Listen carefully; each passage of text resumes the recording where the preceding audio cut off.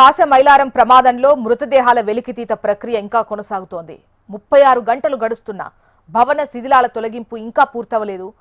శిథిలాల కింద మంటలు ఆరలేదు. అయితే గత రాత్రి భారీ వర్షం కురిసిన కారణంగా సహాయక చర్యలు నిలిపివేశారు.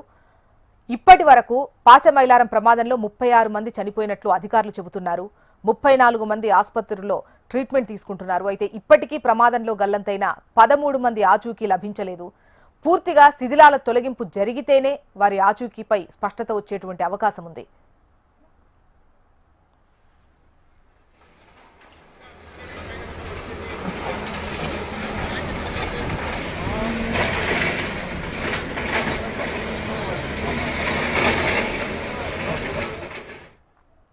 సంగారెడ్డి జిల్లా పాశమైలారంలో రియాక్టర్ పేలుడు ఘటనలో మృతుల సంఖ్య 36కు చేరింది.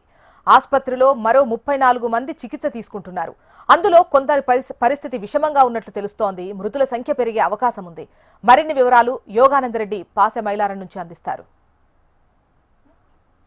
సిగాచి పరిశ్రమలో ఈ ప్రమాదం జరగడానికి ప్రధానంగా పరిశ్రమ లోపాలే స్పష్టంగా కనబడుతున్నాయి.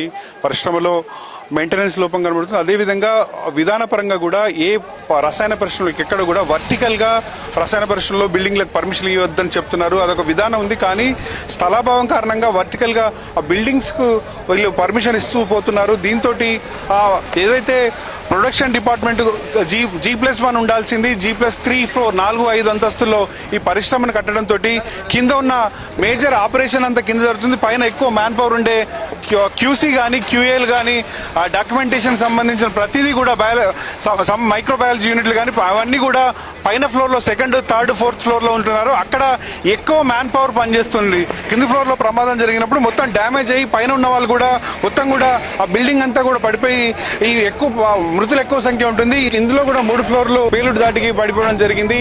ఈ పేలుళ్లలో పైన ఫ్లోర్ లో ఉన్న QCకి సంబంధించిన క్వాలిటీ కంట్రోల్ విభాగంలో పనిచేస్తున్న 15 మంది కూడా దుర్మరణం పాలయ్యారు.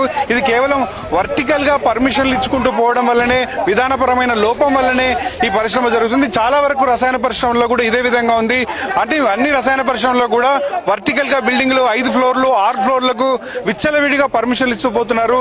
కింది ఫ్లోర్ లో ప్రమాదం జరిగితే ఆ ఫ్లోర్లన్నీ కూలిపోయి ప్రమాదంలో మృతుల సంఖ్య పెరుగుతుంది. ఇదంతా ఖచ్చితంగా ఇదంతా నిబంధనలకు విరుద్ధంగా ఉన్న అధికారులు పర్మిషన్ ఇచ్చుకుంటూ పోతూనే ఉన్నారు. పరిశ్రమలకు కూడా ఎక్స్పాన్షన్ చేసే క్రమంలో స్థలాభావం ఉంది. విచ్చలవిడిగా ఉన్న స్థలంలోనే అంతస్తులకు 5-6 అంతస్తుల్లో బిల్డింగ్ నిర్వహించి అందులోనే ఆపరేషన్ నిర్వహించడం కూడా దీనికి ప్రధాన కారణంగా ఎక్స్పర్ట్స్ చెప్తున్నారు. ఖచ్చితంగా ఈ పరిశ్రమలో కూడా అదే పద్ధతి ఉంది. 4-5 ఫ్లోర్లను నిర్మించడం కారణంగానే ఈ రోజు నిన్న జరిగిన ప్రమాదంలో 3 ఫ్లోర్లు కూడా కూలిపోయాయి.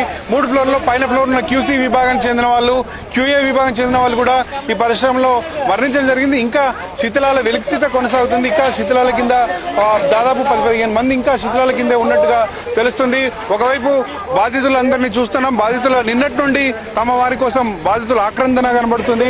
10 సంవత్సరాలుగా మా వాళ్ళు ఇక్కడ పనిచేస్తున్నారు. కానీ యాజమాన్యం ఎవరు కూడా స్పందించడం లేదు. అధికారులు స్పందించడం లేదు. ఇక్కడ మిస్సింగ్ అనేది చూపిస్తున్నారు కానీ కనీసం డెడ్ బాడీ అయినా కనలేని పరిస్థితి ఉంది. అటు హాస్పిటల్లో కూడా హాస్పిటల్లో కూడా లేరని వాళ్ళు ఆవేదన వ్యక్తం చేస్తున్న పరిస్థితి. పరిశ్రమ ఎదుట వాళ్ళు ఆందోళన చేస్తున్నారు. నిన్నటి నుండి ఇక్కడ పనిచేస్తున్నాం కాబట్టి కనీసం नहीं मिला।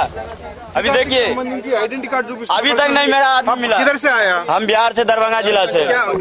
तुम्हारा क्या होता है? मेरा चाचा का लड़का है। क्या नाम है उनका? लक्ष्मी मुखिया। हाँ। अभी तक जो है कल से 9 बजे से इसको ढूंढते नहीं अभी तक मिला। इन लोग को बोल रहा है सब एम्बुलेंस में लेके जा रहा है।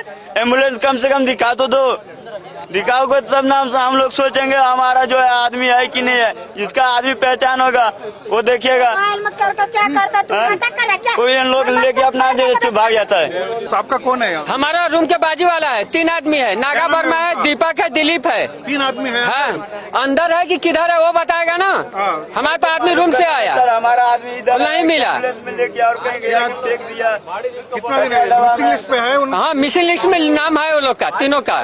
हॉस्पिटल में नहीं है? हॉस्पिटल में नहीं है कि कंपनी में से भी नहीं मिला।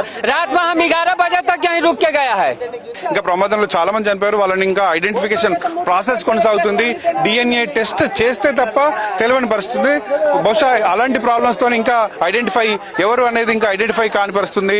దాదాపు 700 డిగ్రీల సెంటిగ్రేడ్ ఉష్ణోగ్రతతోనే ఆ పేలుడు జరిగింది కాబట్టి అక్కడ ఉన్న వాళ్ళందరూ కూడా కంప్లీట్ గా బర్న్ గుర్తుపట్టలేని విధంగా ఉంది.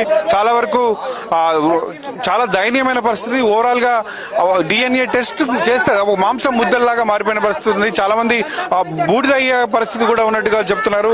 అదంతా DNA టెస్ట్ చేస్తే తప్ప వాళ్ళకి సంబంధించి తెలిసే అవకాశం లేదు. మరొక పాపని మాట్లాడే ప్రయత్నం చేద్దాం. ఎవరున్నారమ్మా లోపల? మా తమ్ముడు ఉన్నాడు సార్. మీ తమ్ముడు ఎక్కడ నుంచి మీరు ఎక్కడ ఉంటారమ్మా? ఇక్కడ పటాన్చర్ దగ్గర పండ్లగూడ అనే ఏరియాలో మేము ఉంటాం. అయితే 2 days నుంచి వస్తున్నాడు పనికి. నిన్న వచ్చిండు మార్నింగ్ ఇంకా టిఫిన్ చేశాడంట, లోపలికి వెళ్ళాడంట వర్క్ లకి. ఇంకా ఇప్పుడు దాకా చెప్పట్లేరు. ఇంకా ఇప్పుడు దాకా చెప్తారు మీరు పోలీసులు ఇంత మంది ఉన్నారు ఉంది. అయితే ఇంత మంది ఉన్నారు, మరి ఇతను ఎక్కడున్నాడు, ఏ హాస్పిటల్ ఉన్నాడని చెప్పాలి కదా. మేము ఎక్కడని వెతకాలి? అందరు మా మామ వాళ్ళు మా అందరు హాస్పిటల్స్ లో వెతుకుతున్నారు. ఇక్కడ కూడా ఉన్నాం. మరి ఇంకా ఎప్పుడు వెతికిస్తారు? మా తమ్ముడికి ఉన్నాడే ఒక తమ్ముడు, ఆయనకి ఎక్కడని వెతుకోవాలి మేము? వీళ్ళ ఆందోళన అంతా ఒకటే, మిస్సింగ్ లిస్ట్ లో ఉంది. మా వాళ్ళ చూయించండి, ఎక్కడ ఉన్నారు, వాళ్ళ ఆచూకీ కనిపెట్టండి, మాకు చూయించండి అని ఒక రకంగా ఆగ్రహం వ్యక్తం చేస్తున్న పరిస్థితి ఉంది. కానీ వాస్తవ పరిస్థితి భిన్నంగా ఉన్నట్టు కనబడుతుంది.